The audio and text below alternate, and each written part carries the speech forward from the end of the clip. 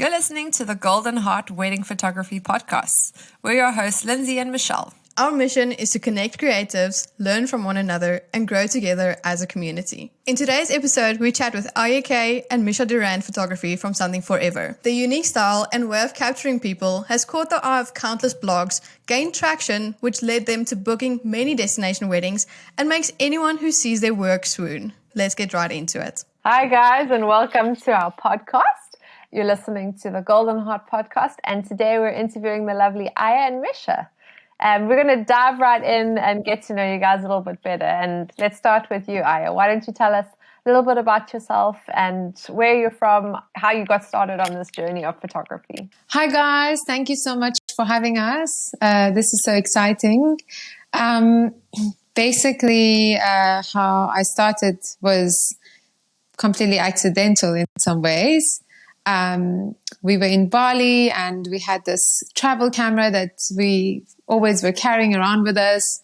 We were staying in a lot of local areas and the culture was so beautiful to me. So I started taking photos of the people, the kids, the dogs, the nature, and I kind of fell in love with capturing people. I think that was the first thing for me, to just capture, the raw essence of people. And when I got back to Cape Town, I started practicing on my friends and kind of understanding the light.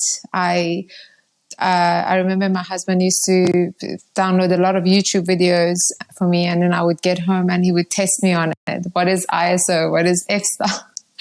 So basically, I kind of learned how to work with the camera from YouTube, and he would just help me or push me to just understand it better. And then I understood the light by just completely practicing on random people and my friends. And I'm originally from Iran. My family left Iran over 20 years ago. My dad had an opportunity in Zimbabwe and we moved there. And by the time that I had to go to university, I chose UCT because it was very close to Zim. And I studied property and followed by marketing and advertising at Red and Yellow. And unfortunately, I couldn't work in either industry because of visa. And somehow, at the end of all of this, the photography happened to me, and it kind of became a personal passion and journey. And by that time, I had met my husband and we got married, so my visa was all good. By the time I could work in any other industry, photography chose me in a way. I see you've done a bit of modeling and acting as well. Do you want to tell us a little bit about that journey? Where was that in the timeline and how did that get started? So basically, it was never a big part of my journey. And again, it was accidental. I never referred to myself as a model or anything in the industry in that sense. But when I was at UCT, I was approached to cast in a TV commercial that was for Middle East. They were looking for a Middle Eastern mom. And I did a casting which introduced me to the industry. Then they asked me to sign up. And they ended up sending me for so many Middle Eastern jobs, which I booked a few. It was a very good income at the time. And it kind of gave me a boost in confidence because I couldn't really speak English at the time. And also I was always interested in the industry in a sense, it always intrigued me to be on set and seeing cameras and lighting. And I guess a bit of understanding light and directing comes from those very few experiences. So I'm very grateful for that because I've made a lot of friends and even brides in the industry by just being at these castings and meeting new people. So I think in that aspect, they have become a big part of my journey. Yeah, that's awesome. And Mischa, tell us about your journey and how you started photography and just about you. So it's kind of similar, but not similar. Photography found me when I was 3 years old. I got a Barbie camera for Christmas and started taking photos literally from that day going forward, every single day. every like family event, every friend, braai, whatever. Like I was always the girl with the camera. I was also like really fortunate enough to be surrounded by a lot of photographers as I grew up. Really incredible people, a lot of people in the fashion industry, a lot of people in like car industry and stuff. And also the same thing, was asked to be a little model at that age. And I just like found it so fascinating and so interesting, like how you could create such amazing images and memories with a camera. And I just love documenting people and the joy that they had in events, and looking back at that. And then before it actually became official, I studied law because I just decided photography was not for me, even though I did it every single day. And did it for a year, didn't enjoy it, and then was deciding like, what do I want to do? Do I want to go into business? Do I want to do something more creative? My whole family was just like, why are you even like asking yourself this question? Go study photography. It's what you love. It's your passion. Like, just do it. And if it doesn't work out, do something else. So it was just really nice to have that support system from my family from the get-go. So I decided that I was going to move to Cape Town because I'm originally from Pretoria, and started studying photography, really loved it, learned so much, met incredible people through doing like promotions, joined an agency that helped me with I started with events and a little bit of fashion. The goal was to be a fashion photographer, but that slowly and quickly died when I realized there wasn't much money in it. And then, so I started with events, shot festivals, shot in clubs, shot lots of like different amazing brands, and just got like a general idea of what type of photography I really enjoyed and what I didn't. And people stood out to me the most. And I was also like during my time as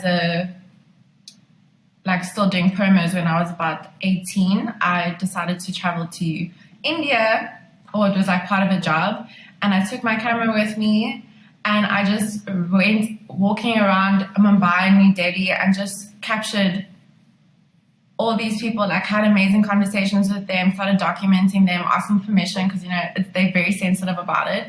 And it was just an incredible experience. And I just decided from there, people is what I want to document. I just want to document emotion. And I just found the easiest way to do that and the safest way to do that was through weddings. Because obviously, as amazing as traveling to third world countries, as a female, it's quite dangerous. And to be honest, I think the fact that I was a little bit naive helped me shoot in India. But as you get older, you realize maybe it's not the best idea. You shouldn't be walking around by yourself with a camera. And weddings just was like a safe space for me, and I really enjoyed it. And it was a place where you could capture true raw emotions without it being staged, even though obviously in some aspects it is. But it's just, I'm in love with it. Like being able to capture somebody or somebody's love and then showing them and getting that response and that reaction and feedback from them is like the most incredible feeling that you could ever have. That is so awesome. And I find it so cool that you guys have such a very similar story, that you both traveled and kind of found your love for photographing people in another country. And I think also your styles are so similar. So why don't you guys tell us just how you guys met and then how you started working together? We both have a similar story again, different aspect of it. Firstly, the connection was amazing, but I just want to say something about her India photos. I didn't know Mischa. I found her Instagram and it was just her India photos because it looks like National Geographic. It is so unbelievably beautiful. And when I saw this, I was like, who's this girl? And I started following her and I knew how she looked like. Then I spotted her in a market and I was like, are you Mischa Durrant, And and at the time, I kind of also weddings kind of happened to me. I went to a friend's wedding. She didn't have a photographer. I took a few photos and kind of started booking small weddings. Then I asked Mischa, do you want to shoot together? And she's like, yeah, let's do it. Then the rest of the story goes to Mischa. So basically, same with Ayeh. I really fell in love with Ayeh's work through Instagram. That's how I found her. And of all the photographers, I just loved how unique she was and how like her style, like she did everything against the grain. Like while everyone was posting like pose light photos, she was doing dark and moody. And I was just like so amazed how like she wasn't afraid to take a step in a different direction. Because I find like in our industry, we do start like, obviously we always are going to be inspired by each other, but it's just nice to also be unique. And it is quite challenging because it doesn't always work in your favor. And I just found it so like admirable of Ayeh to like not care what people thought, did what she wanted to do. Maybe some people loved it, maybe some people didn't. So that's how it started. And then the market thing. And then she asked me to second shoot for her at a wedding in Clet. So we did a little road trip for 7 hours and couldn't stop talking the whole way. And our connection was just amazing. And it was just like so incredible to have met somebody for the first time and like have this incredible connection. You don't find it all the time. It felt like I had known her my whole entire life. And then when we actually shot the wedding, we never spoke to each other. We literally, she did her thing, I did my thing. Like, but we were like, I don't know, just we knew what we needed to do. Like there wasn't like, we didn't need to communicate. And then when we were looking at our cards after the wedding, we actually had no idea whose card was whose. Like we got the exact same photos in different times. So like if I was in the one room, she comes into the next room, literally the same identical photos. It was just like, when in your life have you seen that? I haven't. And I like shot with a few people. So I got very excited and I was like, Mischa, should we imagine if it become, because I didn't have any experience in weddings. Mischa had a lot of experience in weddings. So basically, like I learned everything from her because, like I had no idea what to do basically. And I said to her, do you think we can be a team, And she's like, let's not push it. If it happens organically, it's going to happen. The next wedding, we were a team. One more wedding and we were inseparable ever since. That's amazing. And so what does it look like day to day, and how do you guys go about running your business together? Because I think we see a lot of husband and wife duos. Obviously that makes things a little bit easier. But how does it work with the two of you running your business together? How do you do day-to-day things? I mean, a lot of people already know we're a duo team, which helps a lot, but there are still quite a few people that don't. So usually what happens is if I get an inquiry or I get an inquiry, whoever gets it kind of will go with it. We have a share calendar where we like put in all the information, like if we have an inquiry, what the date is, just to make sure obviously we don't get double bookings or create confusion, or saying like if I've already spoken to client A, then I might get an email from client A as well, then she knows, okay, Mischa's already been in contact, she'll carry on with the booking.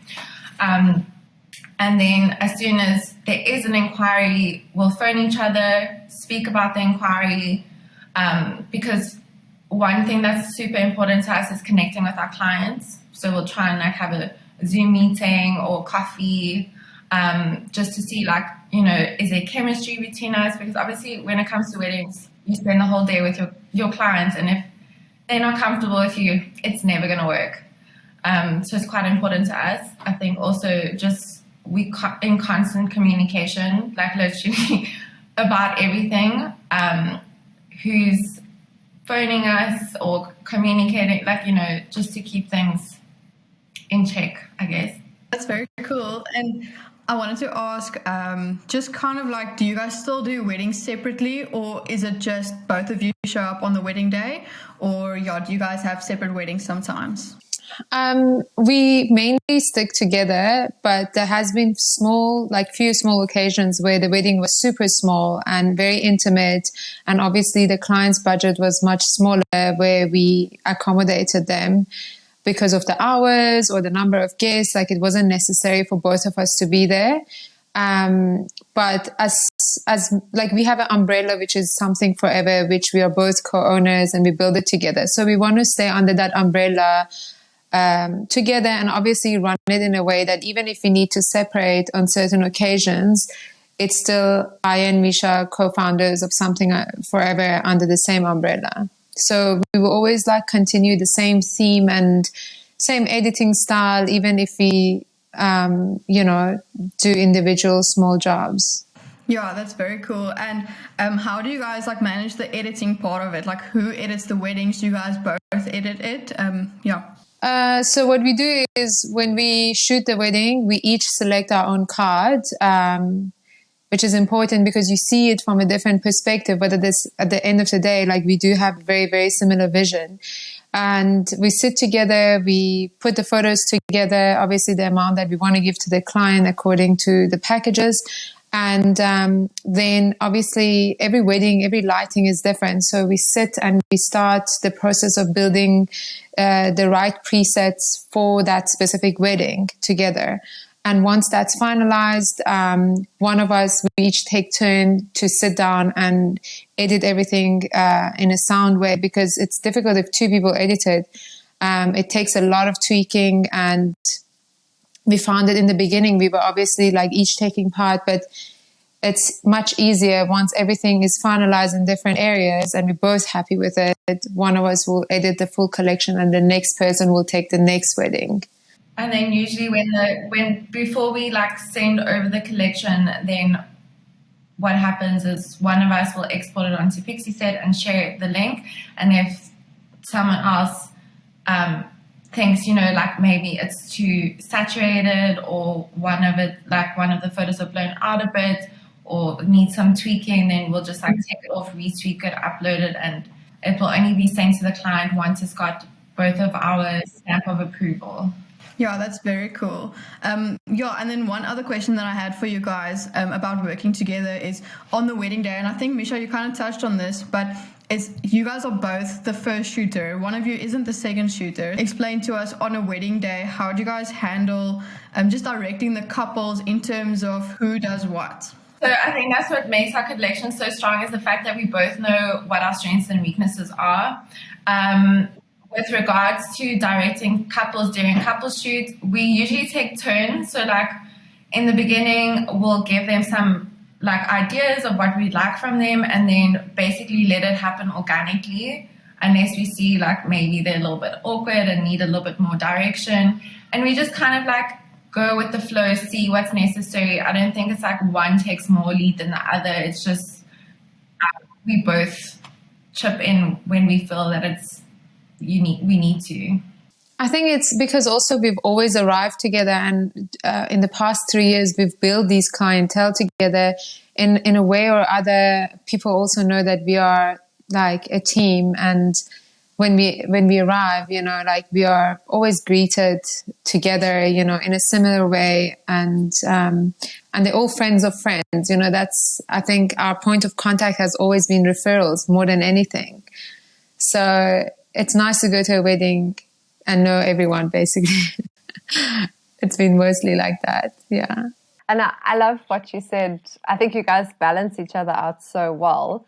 I know, even for myself, like having someone, for me it's my husband, but always getting someone to look over my work before I deliver something it's vital, just to have a fresh set of eyes to look at. I mean, most of the time we've been looking at the same images over and over, so to have someone to just look at it with fresh eyes is really, it's key. But I wanted to, we spoke a little bit about your histories and about your stories that led you to photography. And I think it's really interesting how you both have a background in fashion photography, or an interest in fashion documentary, and then you both also have a bit of a stint in modeling as well. And I can see that in your work. I can see in the way that you direct and the way that you guys look at the light. It's got a very it's got a fashion feel to it, which is so cool. I think on that, you guys managed to capture women in such beautiful ways, and I think you really just get the best out of your clients. Do you want to tell us a little bit about how you go about directing, without giving away too many of your secrets, but maybe some tips that you have for photographers to really help them get the best out of their clients? To be honest, because of this documentary way and us just capturing people when they were so unaware, it kind of happened very naturally. It wasn't like a strategy that we were following. I just know from myself, like when I think about being in front of a camera, the photos that are taken of me that I wasn't aware of, I love myself more because that's the most natural person that I am. So I think even in couple shoots, you know, while we're directing them in the beginning and saying like, just be together, you know, connect with each other and all of that, we select like all the in-betweens and, you know, what feels more natural, or they can look at the photo and feel that they weren't aware of that moment. Whether it is in the couple shoot or the whole wedding, we try to just sometimes like we literally don't blink and our eyes are watering because, you know, we don't want to miss a moment, and all these moments happening everywhere. So, yeah, I think being a little bit in the fashion industry, not that we were in the fashion industry, but like, you know, having experiences, even few experiences like that, helped us to understand how women feel flattered, you know, what kind of angles, or, you know, how I would feel flattered. I always assume that, and try and utilize that in the photos that we take, because we want to just make sure that they feel so beautiful on the day. And definitely, you know, I mean, I can speak from experience. For those of you that don't know, not many people do, but I did some photos of myself when I was pregnant. It was actually a funny story. On the day I was about to give birth, I was in labor. You were in labor. We had just, yes. I gave birth in the middle of lockdown, and I had been chatting to Ayeh about doing a maternity shoot, and my baby decided to come a month early. So I phoned Ayeh on the day and I said, hey, any chance you can come take some photos quick while I'm still pregnant? But she managed to make me feel so beautiful, even in my moments where I felt like a whale, just this wallowing pregnant woman. Honestly, it was so beautiful I've never captured a woman in labor, and I love, you know, for the same reason, I love doing maternity shoot, because I love capturing women in their most powerful, you know, time and essence. And I think for both me and Mischa, like wedding is a powerful day. Everyone is there to celebrate you.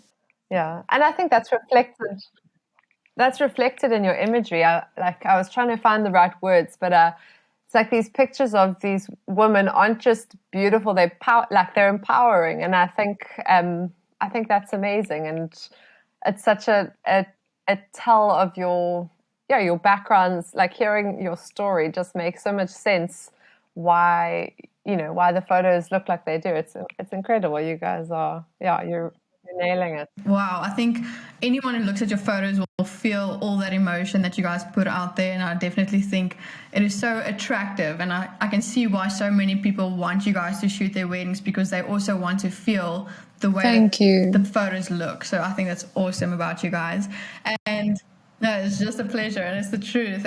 And one thing that I also wanted to touch on is that you guys have really been able to get into the international market, and I think it's also a very big reason for that is your style and the way you are able to capture people. So maybe just tell us how you guys managed to get into the international market and sustain it.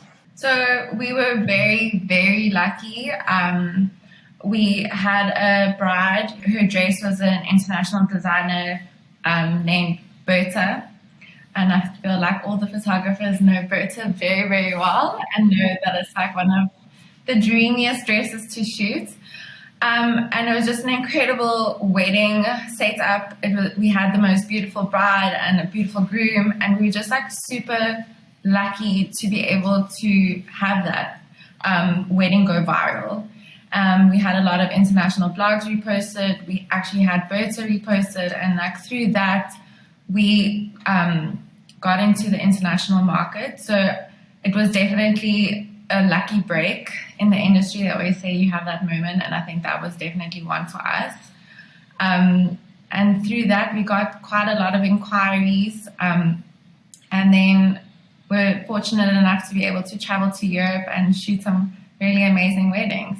Yeah. And that to say, it's funny because I think that wedding was our second or third wedding together. And when I asked Mischa one day, like, what is your dream? What do you want to do? And she said to me, I want to travel to Europe.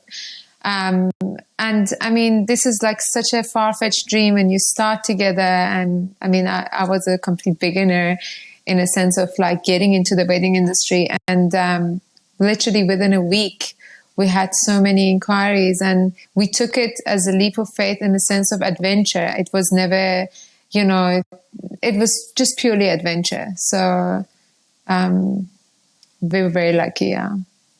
Lucky, but also, I mean, you guys put in a lot of work in promoting that wedding. Like, I think you're both very active on Instagram, and you're strategic about the way in which you promote and the way you reach out to people. And we're going to touch on that in a second. But I wanted to first just swivel back to the traveling. And I think a big obstacle as South African photographers, especially with shooting international weddings, is that we're on the other side of the country. And so flights and travel and all of those costs for European or American or any international brides, it's expensive. So talk to us. Do you guys build that into do you build the travel costs into your package, or how do you stay competitive with, say for example, local photographers from Europe, or how do you kind of set yourself apart in that sense? Do you try and book a lot of weddings to make it worthwhile, or talk us through that a bit? When I got our first inquiry for our European wedding, we approached a few European photographers to ask them what their rates were, just to kind of get an idea of what everything costs. And we were very fortunate enough to be able to have good relationships with photographers overseas to know like what the going rate was and to be in the same line as them. At the same time, our first trip wasn't really for making money. It was more about the adventure, getting to see a whole bunch of different countries together and just exploring.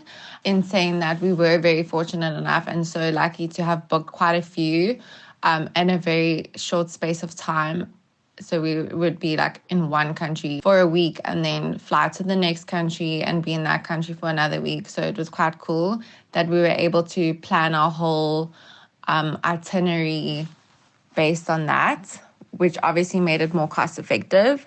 And also for our first trip, we did pay for our own international flight because we normally do go on an annual European holiday anyway. So we thought, why not? We'll just like pay for the fees to get there. And then when it came to the internal costs, then the client would pay. So the client would pay for our normal packages, whatever one they decide to go with. And then as well as our accommodation and our internal flights and our transfers to and from accommodation and airport, etc. So basically pretty much the same as how it would work when you book us in South Africa, but obviously just a little bit more in the price range because obviously everything in Europe is a bit more expensive.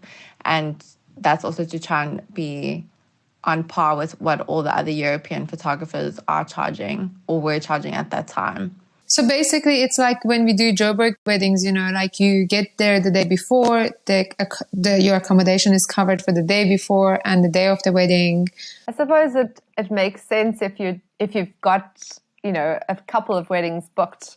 I know for myself, when I've gone over to shoot one wedding, it's actually it's amazing for experience and for travel, but from a financial point of view, it's more beneficial to do like 5 Definitely. or to do one in South Africa because you're obviously spending money on travel.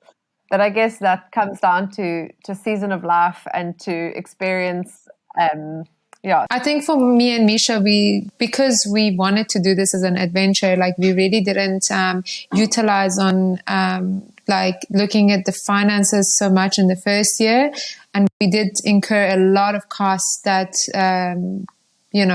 that could have been prevented, or we just didn't know how to get around they're like, you're getting married in Italy. We're like, yes, we're in. And then we figured out there's 3 flights and 2 ferries and 3 taxi rides. And so like, which we all incurred, but like, it was so worth the experience. And we were so lucky to have each other to do this together, because I can't imagine doing something like this alone. And the adventure to be with a friend, because more than business partners, obviously we build this beautiful friendship and sisterhood that makes all the other experiences so much more valuable for us. And it comes down to that, something we've spoken about previously is kind of the hustle of being a photographer. And sometimes you need to shoot for free, or sometimes you need to do it at minimal cost if you're trying to build something. And I think it's finding the balance of when to know your worth and up your prices, but also when you're excited and you're trying to build something, when to just do it. And to have a support, like that's again another thing for us is we both first shooters, and we work together. To have the support of each other, it's honestly something unbeatable. I mean, we share everything. We even share the stress. We share, income and stress and a lot of things. So it's pretty like amazing and satisfying, to be honest. We feel very lucky to be in this journey together. Yeah, I think it's very rare to find someone who is so in tune with who you are and who you can get along so well. So I think it's something very special that you guys have. So yeah, you guys spoke about how COVID kind of made your travel plans not so great. So do you guys want to just tell us about that and how you guys handled postponements and your just international postponements? So with regards to international postponement, it has been quite a sad process for us, because obviously we've spent 2 years building relationships with clients, and it's been so devastating to not be a part of their days. But we've also been so lucky to have, because we've got these amazing connections with our clients, like standing and really supportive with us. We've also been so fortunate to be able to postpone most of our weddings. We've managed, again, it's about communication and having a good connection, where clients have just been open and honest with us, and we've been open and honest with them, and we've been able to accommodate quite a lot of people in a lot of ways, which obviously just makes our life much easier. They kind of accommodated us more, because obviously there's nothing we can do, but they were so kind to give us some date options and work around our schedule to be able to have us capturing them next year, hopefully. The same thing as everyone, please get vaccinated.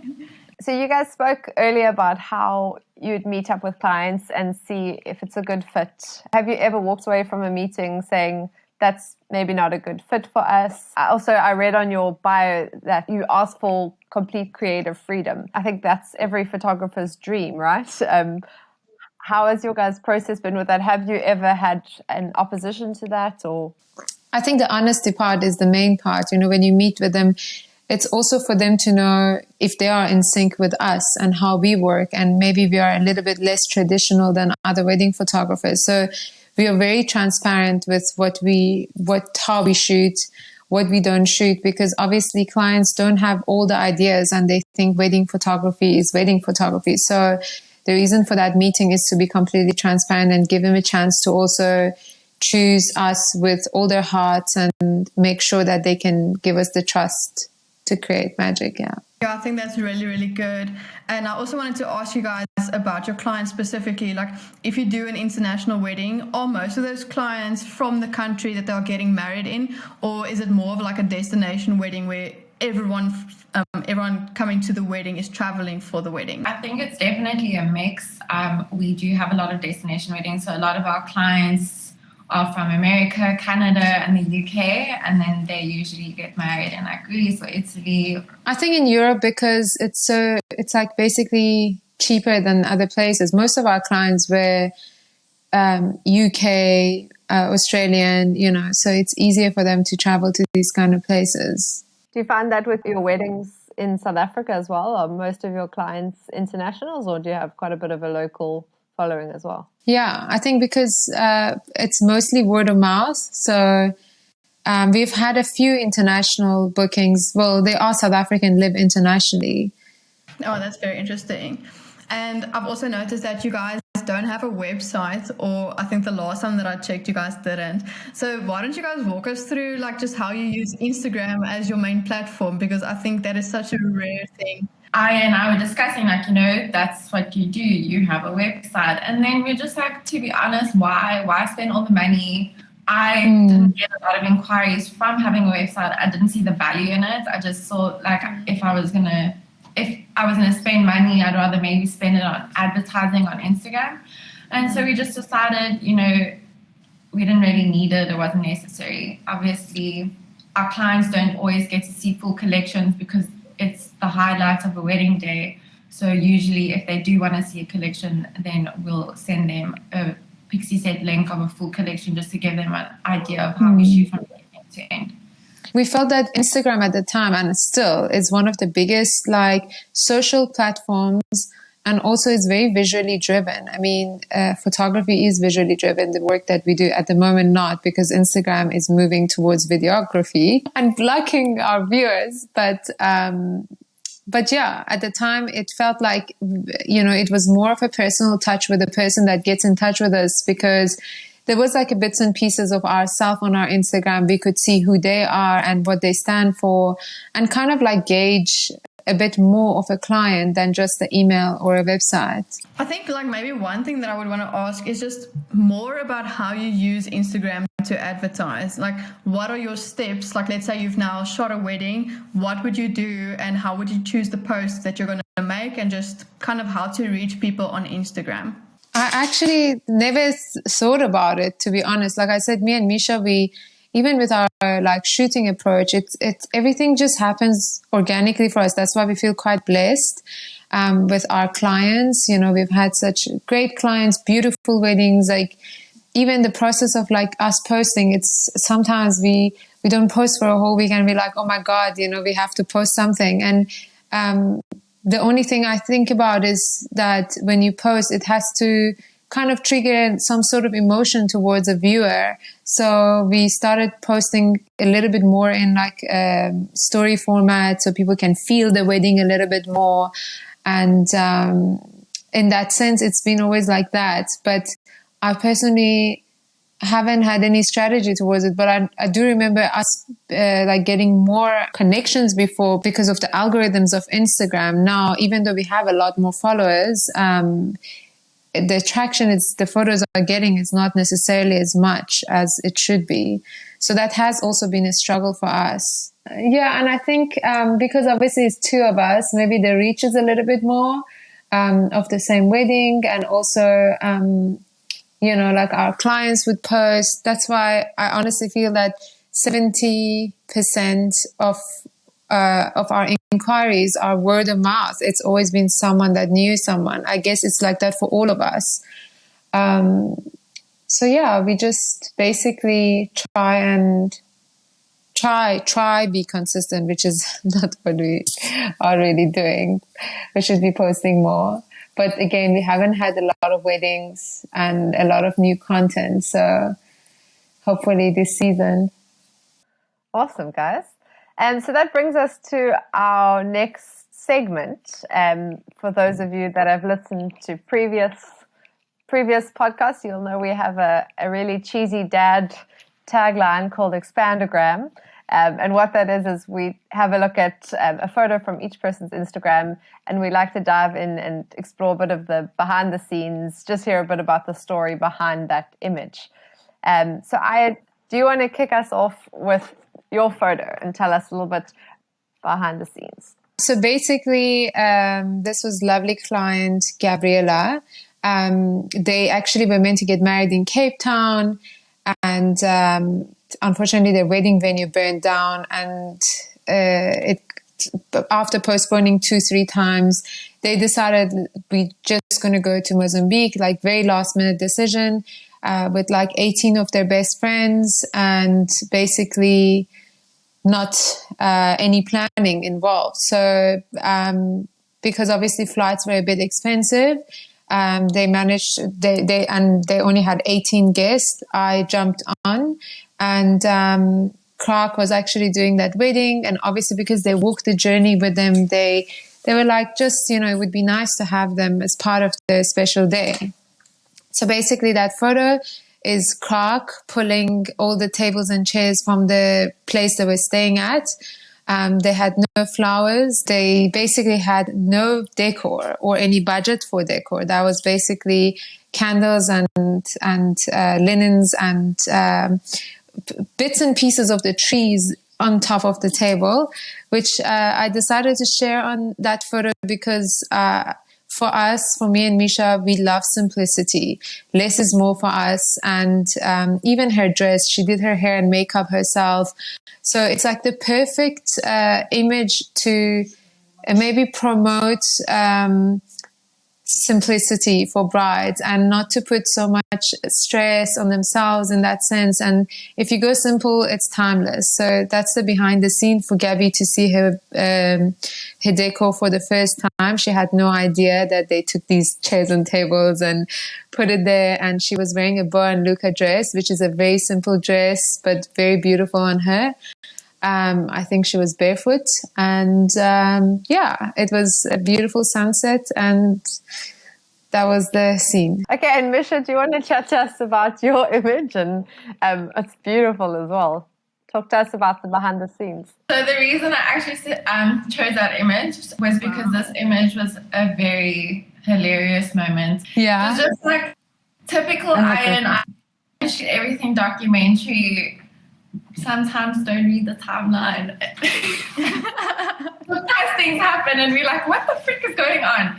And this was one of those moments where we like preparing to walk away so we can get the perfect confetti shot, and next thing I know, explosions are going off. I turn around and see people everywhere and the couple is kissing and I'm like, what is happening? Literally shooting, trying to capture the moment. And if you're a photographer, you know when confetti is flying, your camera is not focusing. And it was just I was in the wrong position. There were people in front of me and I was just like, oh my, we're going to get into trouble. We're not going to get the shot. And then we got the shot and I was like slowly. Mischa always gets the shots, so don't worry about it.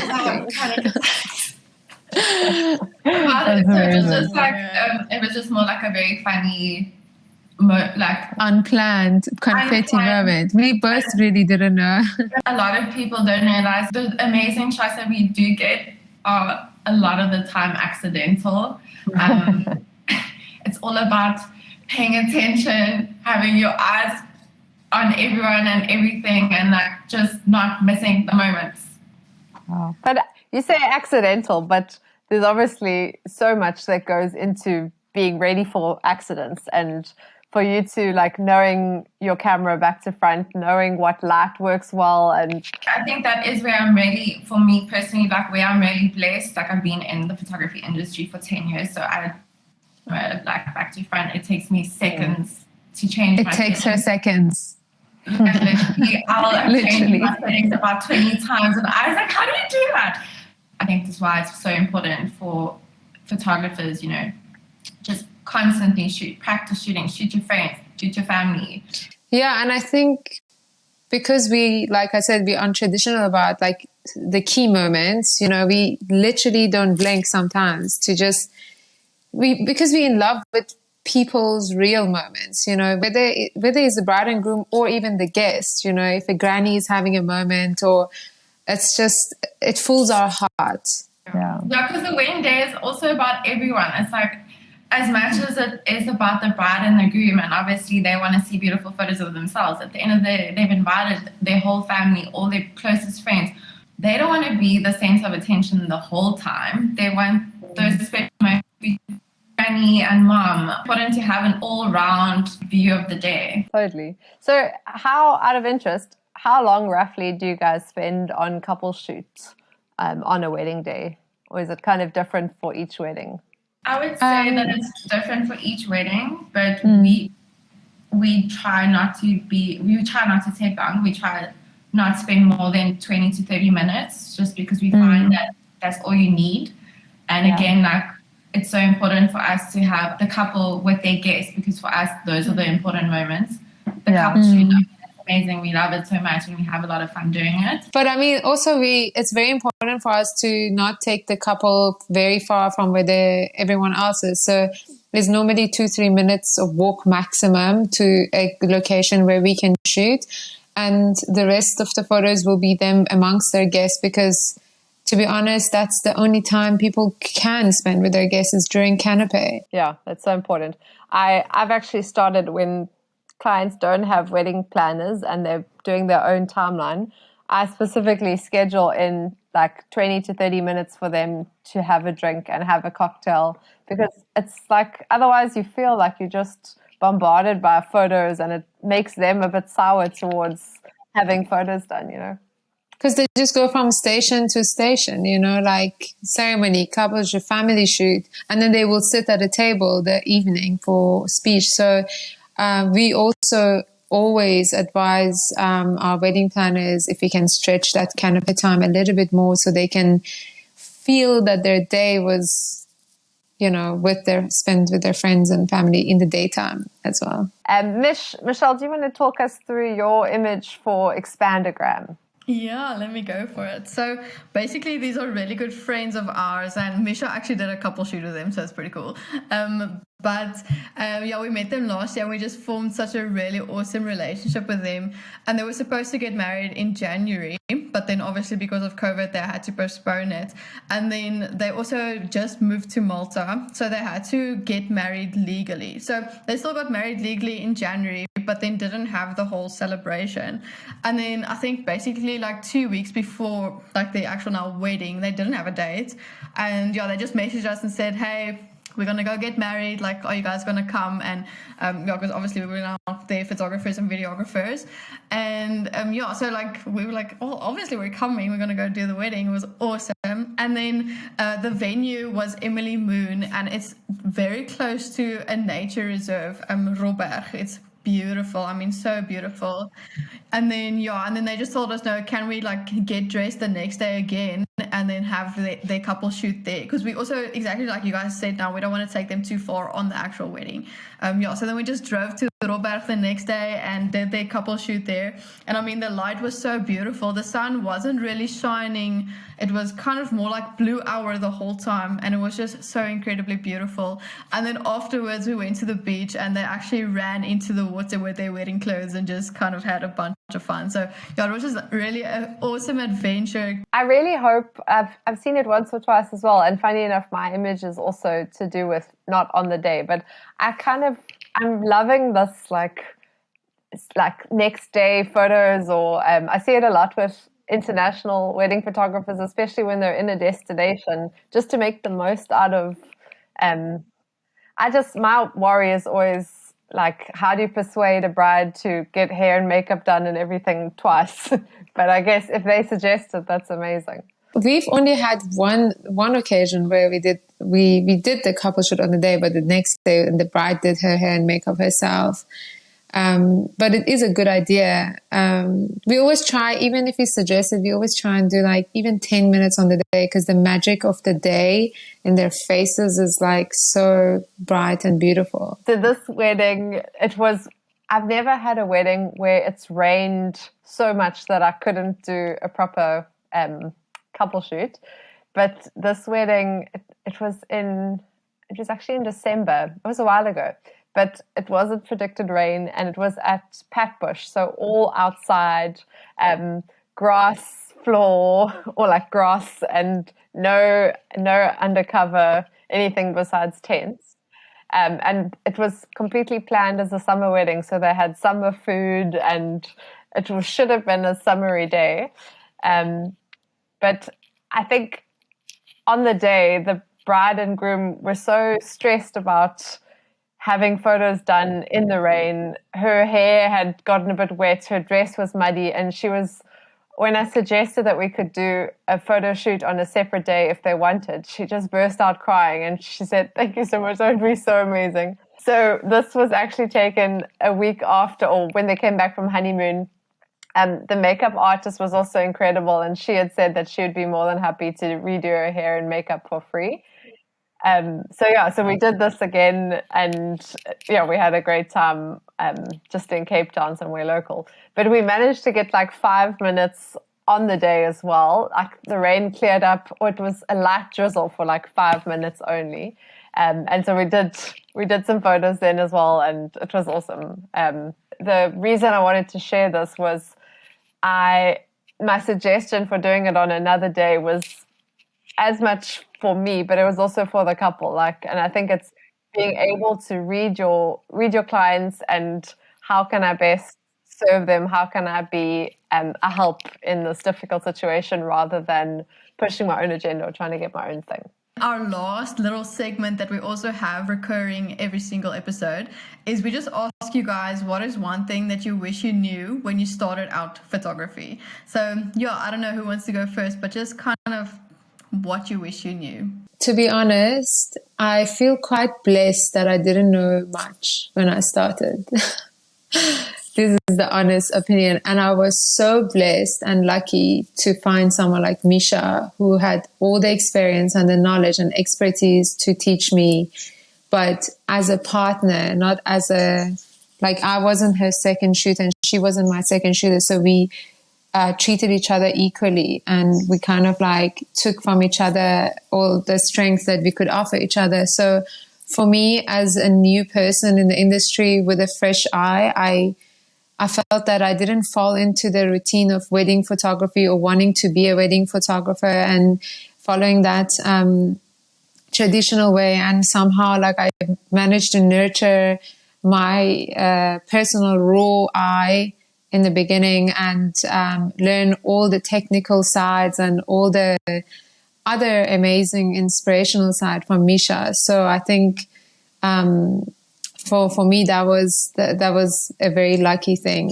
So that's what I would say for me. To be honest, it's more like I wish I knew less. Being surrounded by so many photographers for such a long time, I feel like sometimes knowing too much can prevent you from being more creative or seeing amazing shots. It's the one thing that I find so amazing about Ayeh is that she doesn't have the technical background of it. So she doesn't follow the rules of photography. She just captures things that the way she sees it or how she wants to capture it. And sometimes I wish I wasn't so stuck in the rules. Myself be and shoot the way that I wanted to shoot. I think if I can say one thing that is quite magical is to follow the light. Yeah, I mean, you guys are great at that. You're seeing what the light's doing, and I think so maybe it's also like you said when you did start, because you did have a base of knowledge, and I think like you said, you watched a whole lot of YouTube videos and you studied the light, and I think that's critical, is understanding light to be able to work with it.